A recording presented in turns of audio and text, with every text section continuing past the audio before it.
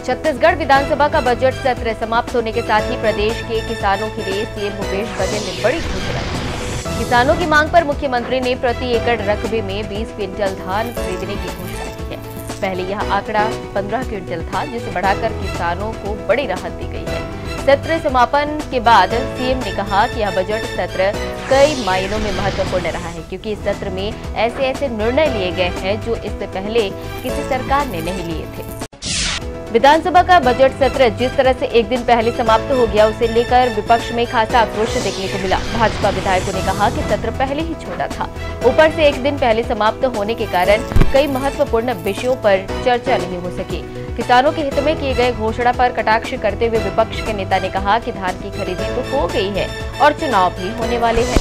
ऐसे में नई सरकार को धान की खरीदी करनी होगी, जो अपने हिसाब से निर्णय लेगा। एक सूत्री मांग को लेकर पूरे प्रदेश में पंचायत सचिवों की हड़ताल जारी है। 8 दिन बीत जाने के बाद भी उनकी मांगों पर किसी तरह का विचार नहीं किया गया है। 2 वर्ष की सेवा अवधि पूरा करने सचिवों को सरकारी कर्मचारी का दर्जा दिए जाने की मांग की जा रही है। सक्ती जिले के डबरा जनपद कार्यालय के सामने सचिव अपनी मांगों को लेकर प्रदर्शन कर रहे हैं। सचिवों की हड़ताल से करीब 200 प्रकार के काम प्रभावित हो रहे हैं। सचिवों ने कहा है कि उनकी मांग जब तक पूर्ण नहीं होती, तब तक उनका प्रदर्शन जारी रहेगा। ऊर्जाधानी भूविस्थापित किसान कल्याण समिति ने 11 सूत्री मांगों को लेकर 25 मार्च को गेवरा खदान में उत्पादन पूर्ण रूप से ठप करने के साथ ही जिले के चारों एससीएल क्षेत्रों में चरणबद्ध आंदोलन की घोषणा की है। आंदोलन के मद्देनजर गेवरा प्रबंधन की ओर से वार्ता के लिए आमंत्रित किया गया था, जिसका संगठन ने बहिष्कार कर दिया। कोरबा में जहरीले सांपों के निकलने का शुरू हुआ दौर थमने का नाम नहीं ले रहा है।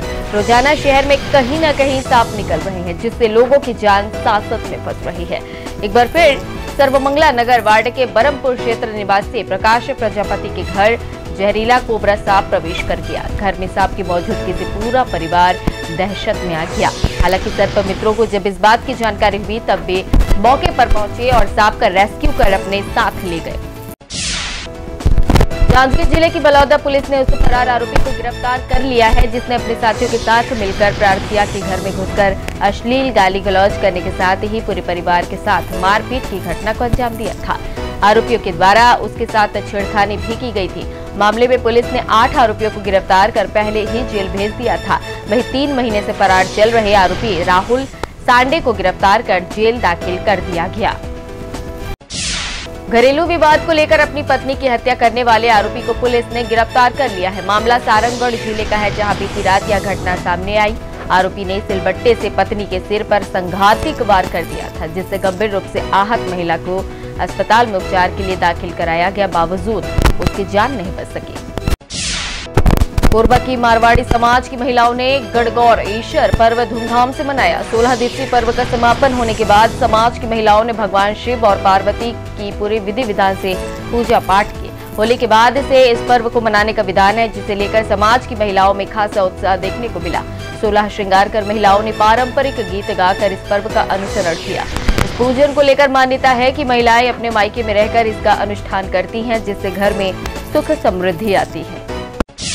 प्रदेश की नारायणपुर पुलिस ने 8 नक्सलियों को गिरफ्तार करने में अहम सफलता पाई है। पकड़े गए सभी नक्सली बम लगाने में माहिर है। अबूझमाड़ के बचुम गांव में एक जवान की जान लेने के बाद नक्सली सड़क पर बैनर पोस्टर लगाने की तैयारी में थे। इसी बीच फोर्स मौके पर पहुंच गई, जिन्हें देखकर नक्सली भागने लगे, जिन्हें डीआरजी के जवानों ने दौड़ा कर पकड़ लिया। नारायणपुर एसपी ने इसकी पुष्टि की है। बलिदान दिवस पर कोरबा के कुआं भट्टा स्थित सेवा सदन परिसर में कार्यक्रम आयोजित किया गया। मातृभूमि की रक्षा के लिए अपना सर्वस्व न्यौछावर करने वाले सभी बलिदानों का स्मरण करने के साथ उन्हें श्रद्धा सुमन अर्पित किए गए। छत्तीसगढ़ विधानसभा में पत्रकार सुरक्षा विधेयक प्रस्तुत होने के साथ पारित हो गया। इस तरह की व्यवस्था करने वाला छत्तीसगढ़ देश का दूसरा राज्य बन गया है। कोरबा जिले सहित सभी संभाग के पत्रकारों ने विधानसभा में मुख्यमंत्री भूपेश बघेल से भेंट की और उनका आभार जताया।